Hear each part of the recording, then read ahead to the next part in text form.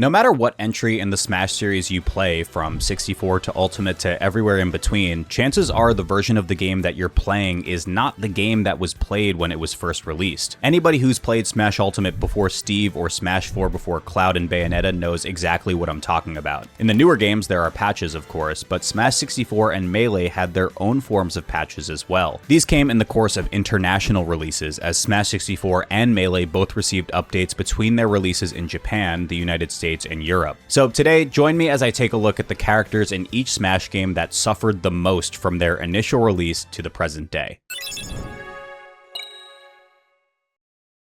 Thank you to Casetify, who was paid to be mentioned in today's video. So I'm pretty stoked about this one. Like, my friends were genuinely shocked that I was able to become a partner with Casetify, and I really hope I can stay a partner with Casetify for a while. But this company's been around since 2011 as a way to customize phone cases with your own photos. Now they offer really cool and unique phone case designs with top-of-the-line device protection. This print is called Somehow Someday, and I think it looks freaking awesome, to be honest. I also got sent the Power Dragon and Retro vending machine designs for my iPhone, and they're pretty rad too. I've been using these cases for a few weeks now, and I really can feel the difference in quality. Their designs are super sick, and the impact case that I have for all three of these holds up pretty nicely for turns out impacts. And I can tell you this because I personally stress tested it. Just last week, Nala yanked my arm so hard that it launched my phone straight into a New York City sidewalk, which great, I love that for me, but the case still looks awesome. Casetify sent me all three of these cases so I can swap out depending on how I'm feeling for the day, and I also got their snappy mirror card holder, which attaches right to the back of my phone via MagSafe, and it can hold my credit cards and a license for when I don't want to carry a wallet around. So if you want to give them a try for yourself, check out my link in the description to get a discount. Their shipping is insanely fast. I got mine in a couple days, and they even offer a 6-month warranty for phone cases if you don't like what you got. Also, by the way, using my code kind of lets them know that they should work with me again, and I already said I would really like for that to happen, so yeah, thanks for helping me out. Thanks again to Casetify for supporting the channel, and I hope you enjoyed today's video. Smash 64 underwent a pretty serious overhaul before coming across the ocean from Japan to America. It wasn't just character balance that they looked at too. A few important gameplay mechanics were touched up. Smash DI, the only form of directional influence in 64, was made way more potent, a tiny bit of hit lag was added to every hit, and a little bit of shield stun was shaved off of most moves. There was also a glitch called momentum sliding that kind of looks like Smash 4's perfect pivots on steroids. Jigglypuff here goes about halfway across Dreamland, and that's not even the best one. Very funny technique. I'm a little sad that it didn't make it into later games, but maybe a Smash 64 head can tell me in the comments if it would have been super broken in competitive play or if it wouldn't have even been used at all. There was actually a pretty massive list of individual character changes too. Every single one of the 12 characters had at least a few things changed, and 4 in particular were hit with the Nerf hammer. Captain Falcon and Kirby still came out of it pretty strong. Falcon's recovery, jumps, and airspeed were nerfed, but he also got a ground speed compensation buff, and he's definitely still a high tier. Kirby was ironically made smaller, which made his moves smaller as well as his roll distance and recovery length with his up B. A few of his moves got nerfed on top of this size reduction, like Nair and up air, but most of Kirby's best moves, like his up tilt and back air, went untouched. And there were some instances where a smaller hurt box made him harder to hit, so it wasn't even fully fair to call it a nerf. The other two characters, though, took pretty clear falls from grace on the way from Japan to America. First, there was Link, who already had arguably the worst recovery in Smash 64 in the Japanese version. The design philosophy with this character was pretty clear from the jump and has held up since. His sword attacks hit hard, but Link just can't really jump, so he doesn't have good jumps here in Smash. Funnily enough, this was apparently too good of a recovery, so Link was hit with a pretty nasty substantial gravity adjustment of 6.25%, and that might not sound like a huge deal, but the result is that this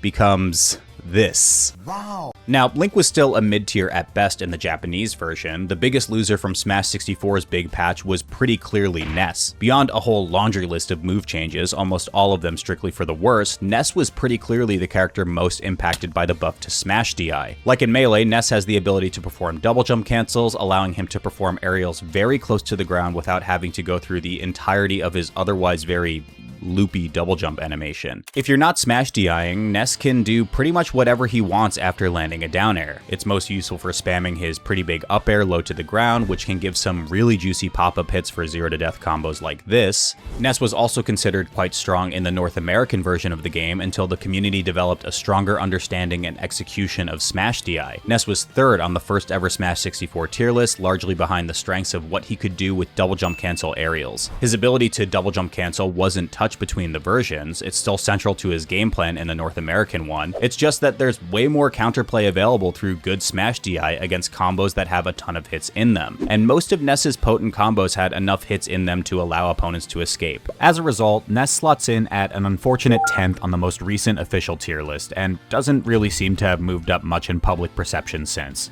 If you're curious about these and the other changes across versions, there's also the PAL edition for Europe, which has a few changes but isn't widely played. You can actually play each version of Smash 64's characters in Smash Remix, which, beyond being just like a cool thing you can do, also made clip collection for this video way easier, so shout out to Smash Remix. Melee did not have separate releases for Japan and North America. There are versions 1.0, 1.01, and 1.02 for these games, but the changes from a character balance standpoint are mostly glitch and bug fixes rather than balance changes. 1.01 made multi-hit moves easier to DI out of, but that's about it as far as sweeping gameplay changes go, nothing quite as impactful as the SDI change in Smash 64. But there was another version of Melee that came out even after the final 1.02 version of the game was released in the NTSC regions, i.e. Japan and most of the Americas, which use NTSC style TVs, and that would be the PAL version, which was the Europe one. And this one did have some pretty major character changes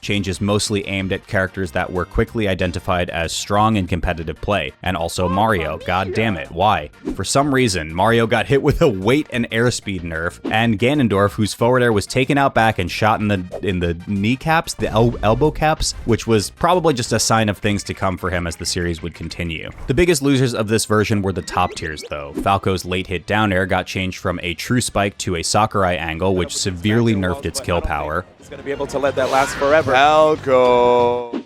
Sheik got nerfs to her up air and up smash, and the knockback angle of down throw was flattened, which severely nerfed its combo potential. Marth had his maximum airspeed nerfed and his weight reduced, which is mostly a nerf, but not always, as the most nerfed character from NTSC Melee to PAL Melee knew all too well. You see, with Marth nerfed to 85 weight from 87, he was now under the knockdown threshold for Fox's Shine, allowing him to tech the knockdown and escape Fox's Wave Shine Infinite or just long Wave Shine combos in general. This was only a small piece of the beating that Fox got in the shift from NTSC to PAL, by the way. Fox's own weight was reduced, his dash attack sent opponents farther away, which limited its combo potential, his down smash had both its power and angle nerfed, and his up B length was reduced. But the most deeply felt nerf to Fox was probably to his up smash, which I think is fair to say is one of his most iconic kill moves. The move now kills some characters more than 10% later uncharged on Final Destination, which completely changes how mid% neutral has to be played. With Smash 64, the NTSC version wasn't just the one played in North America where most major tournaments occurred, it was also the later version. In the case of Melee, the PAL version had a significantly smaller player base, but it could be argued that it was the definitive edition of the game, the last one to release. In the end though, the NTSC version has won out as the one played at major tournaments, even those played in Europe at this point. So why?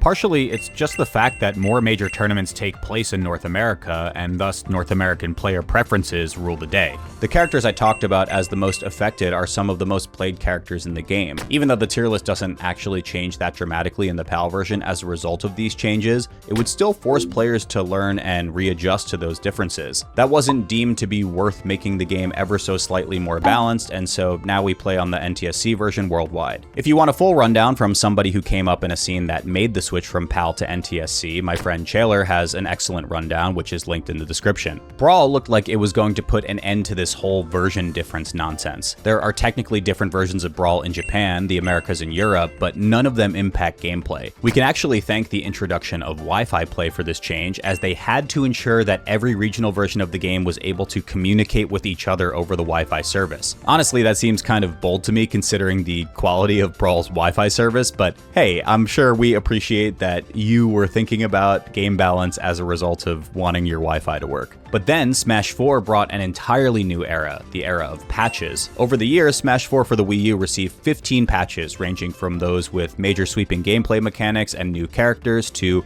non-balanced stuff like activating new amiibo functionality. The two characters that tumbled the most on the tier list over the years, Wario and Yoshi, didn't see particular buffs or nerfs across Smash 4's update history. People were just overrating the fact that they had some of the best aerial mobility in the game, and eventually realized they didn't have much else to back it up. Although I do want to note and pour one out for one of the saddest nerfs of the 3DS era, the loss of vectoring, an absolutely hilarious technique that Wario briefly had in the 3DS version. Vectoring is just Wario plus vectoring. By holding up while Wario is in hit stun and then about a second before coming out of hit stun, moving the stick in the direction you want him to move, Wario would just fly in that direction. It was a really funny glitch, and I think for, like characters' lore sake, they should probably have kept it in. But if we're looking at the 3DS version, the biggest nerfs there probably hit Greninja. There aren't a ton of tier lists that just look at 3DS Smash 4, so I'm not sure if top tier Greninja was a widespread opinion back then, but the way he got nerfed sure suggests that he was. His up smash was made laggier and smaller, and some of its hitboxes got less powerful. Forward air was made significantly weaker, and his up air was both weakened and had the multi-hit change to make drag down combos less consistent. Water Shuriken was also made laggier. He did get a couple of compensation buffs. Down smash and Shadow Sneak became more powerful, but that was at the expense of losing a glitch that allowed Greninja to cancel aerial landing lag by using Shadow Sneak. A ton of all-around nerfs that left Greninja as a mid-tier for pretty much the rest of Smash 4's lifespan. Meta Knight can actually trace a nerf directly to a single tournament result, which is hilarious. Abadonga won Nico Nico Tokaiji 2016 with Meta Knight, hitting opponents with ladder combo after ladder combo. It turned out there was a kind of important guy in attendance at this tournament, and coincidentally, in a patch released 6 weeks later, Meta Knight's up air had its damage nerf, angle flattened, and SDI multiplier increased. All changes basically meant to say,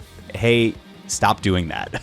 Zero Suit Samus didn't escape this patch either, for the record. As for most nerf, like with Melee, the answer is characters that were still very, very good at the end. Diddy Kong prior to patch 1.0.6 was a monstrosity, a character that not only had one of the strongest neutral games thanks to his massive and fast aerials out of shield, his crazy fast roll, and freaking banana, he also had the hoo-ha, the first of Smash 4's nickname throw combos. Up throw into up air was a reliable kill confirm at mid to high percents, and with rage and on stages with lower ceilings like Town and City, it could kill at like absurd percents. Characters like Bowser and Donkey Kong were competitively relevant with these kinds of throw combos despite terrible neutral games that really made them work for each grab. Diddy Kong could throw the banana at you, and if it hit you, he could grab you, and if you shielded it, he could grab you. The only solution was to basically never ever get caught shielding against Diddy Kong, and if you're not shielding, you're just losing part of the core mechanics of the game, so he can just spam his fast and relatively big aerials at you. Diddy was brought down to earth a bit in the patches that mostly hit his up air in terms of both power and active frames, and they also made his throw combos just worse. All of this combined to put him merely in the running for best in the game rather than clearly best in the game. Sheik got a similar treatment, as she was clearly a great character as early as the 3DS days, even if it was difficult to make the most out of her speed on the 3DS stick, or whatever you want to call this thing.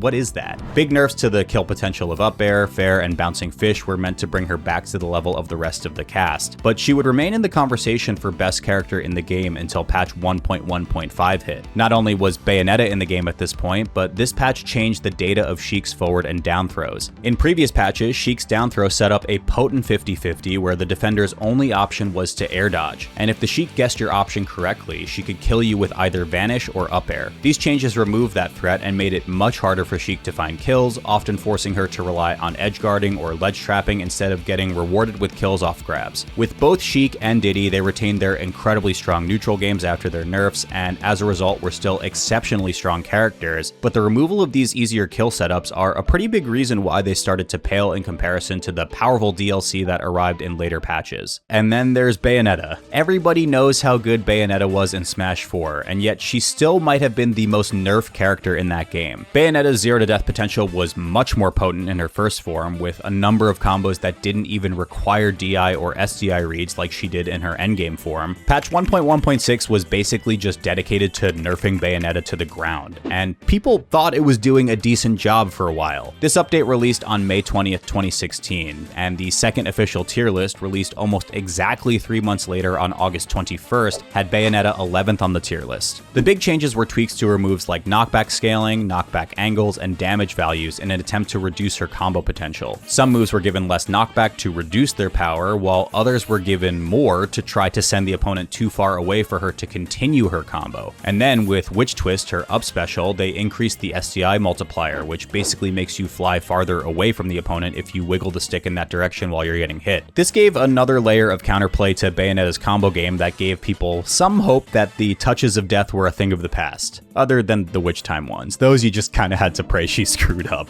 But as Bayonetta players figured out that they could make new combos by following their opponent's SDI, i.e. they figured out that opponents could have counterplay to their game. That's so funny. The touch of death routes slowly but surely worked their way back in. Suddenly they had routes covered for your SDI, and while they had to kind of guess which direction you would SDI in, eventually they're going to be right and eventually you're going to die. That's what's pushed Bayonetta back to number 1 by the time of the next official tier list in March of 2017, released about a year after Bayonetta's nerf. And by the way, hey, they tried. It is more than we can say about Ultimate Steve. Speaking of, Ultimate's patch history isn't so convoluted with 2 different game versions and all that Smash 4 had going on. Unlike Melee and Smash 4, the most nerfed character isn't somebody who got knocked down from best character to best character, but slightly worse. There were a bunch of top tiers that received substantial nerfs like Peach, Pokemon Trainer, Palutena, and Joker, the latter of whom was considered the best character in the game for a while. Seriously, if you're a modern Ultimate head, go back and watch Leo vs Tweak at EVO 2019 again and watch how fast Joker's bar fills up and how long Arsene sticks around. It is actually crazy. But those characters are all still really good, high tiers at absolute worst. As such, they are unfortunately still a little too good for the title of most nerfed in Smash because there were some truly bonkers things going on in the early patches of the game, some of which, perhaps luckily, people didn't truly discover how to optimize until it was too late. Funnily enough, Pichu's strengths were pretty clear at the start of Ultimate though. You can usually find some potential for small and fast characters even if they're insanely light and they damage themselves like Pichu does. Despite being a joke character in Melee, Ultimate's Pichu power was no laughing matter. Down special, forward smash, down smash, and back air were all extremely good moves, but they had nothing on this. That thing scares me. Pichu's forward tilt was one of the defining moves of the first few months of Ultimate. With very little lag, it was completely spammable, and it was one of the most effective moves at hitting players approaching the ledge in the entire game. First, Pichu got a small nerf reducing some damage from its Thunder Jolt projectile, and then it all came crashing down in the very next patch. That forward tilt was gutted. It lost almost 20% of its knockback growth. Forward smash was finally given some end lag, Pichu's small hurt box was made a little bit bigger, reducing one of its advantages over Pikachu, and finally, Pichu's self-damage was increased in a big way, with some moves nearly doubling the amount of self-damage. Thunder Jolt going from 0.4 to 0.7% was a huge deal because Pichu players would love to use this move to lock down the neutral, but not so much when the damage piles up so quickly. Pichu is the lightest character in the game, so these small differences in self-damage added up very fast. So was Pichu competitively unviable because of these changes? I don't really think so, but the numbers do look pretty bad in recent years. Pichu's placement percentage, a meta-analysis by Easy Freezy, fell below 1% in the second half of 2025. That's still just enough to barely squeak into the top half of the cast, but nothing like the top-tier threat Pichu was in 2019. I think a big part of this is the nerfs and a couple of small buffs to Pikachu that made it much harder to justify picking Pichu over Pikachu. If you want to play that style of character, Pikachu is clearly the better character now, even if Pichu still has the superior raw kill power. Olimar was a staple of top 8s in 2019 as well, and was definitely one of the most feared characters in the early Smash Ultimate meta. Olimar had a great recovery and good zoning tools just like he had ever since Brawl, but what was really new in Ultimate was an ability to get in there and scrap, mostly thanks to his insanely strong up smash. The move was fairly fast and had very little end lag for how hard it hit, meaning Olimar could essentially start pressure by running up and up smashing your shield, and then chase your jump out of shield with an aerial. And if the up smash actually hit, that's great, you're in trouble. Low percent combos that saw 2 up smashes followed up with 2 up airs weren't all that uncommon, and were even easier to make happen if you managed to get a hit with the strong purple Pikmin or the electric yellow Pikmin, which leave the opponent an extra hit stun. Patches 3.0.0 and 3.1.0, the ones that were devastating for Pichu as well, put a swift end to the days of top tier Olimar. Forward smash damage was nerfed, side B Pikmin toss shield damage was reduced, and both forward and up smash Smash were given more ending lag. These were pretty simple changes that reduced Olimar's offensive potential. I think these would have been a problem for Olimar players by themselves, but the big issue was that Olimar's hurt box was also increased. But hey, they forgot something. In something that might sound familiar for Melee Game & Watch players or DK having a hurt box on his tie, they didn't actually fix the size of Olimar's shield despite changing his hurt box. So that made it way easier to poke Olimar through his shield, even with a near or even actually full shield. What's crazy is this didn't get fixed for nearly 4 patch cycles, meaning Olimar players had to go from April 25th, 2019 to January 28th, 2020 without having this fixed. And the particularly observant among you may notice that the fix happened just a few weeks before COVID started shutting down offline tournaments, so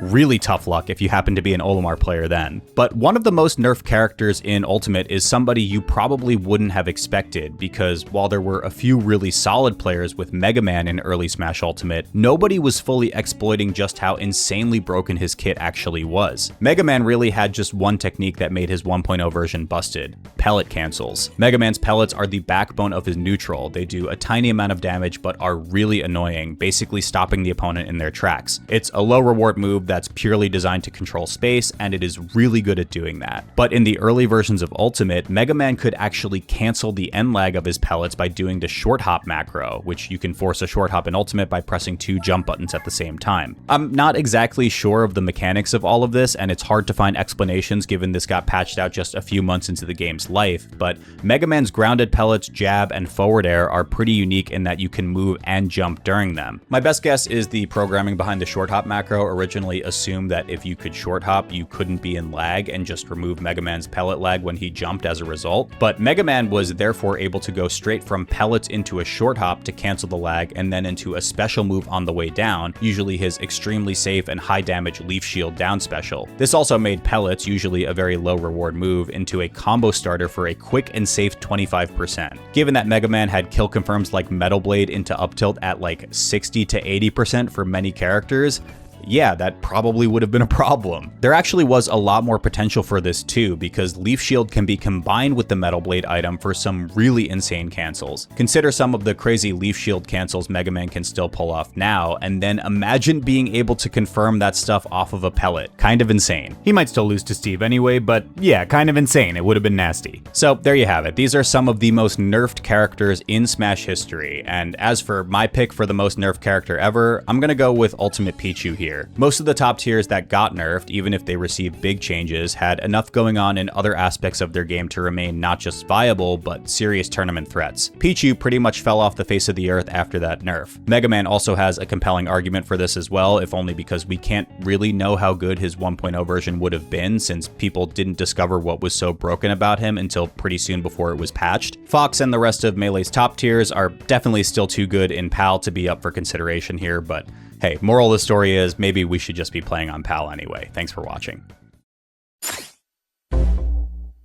Hey, it's turndownforALT, your favorite host of turndownforALT. I'm the only host. But anyway, if you want to watch awesome Smash videos and exclusive Walt clips, just make sure you subscribe and hit that notification bell. Okay, that's it. Bye-bye. Big thanks to my top tier patrons and YouTube members. You can check those links out if you feel like supporting the channel and you, more importantly, have the disposable income to do so. Thank you to Avishua Stein, Bobby Wasabi, Brent Mukai, Carter Roberts, Kaiden, Dark Genix, Eric is Cool, Gustavo Cantu Fernandez, James Fabman, Jonah Witowski, Justin Duncan Mills, Kyle Carlin, Marshall Bradley, Michael Talamo, Prakar Sinha, Rosewood, and Sam Wright.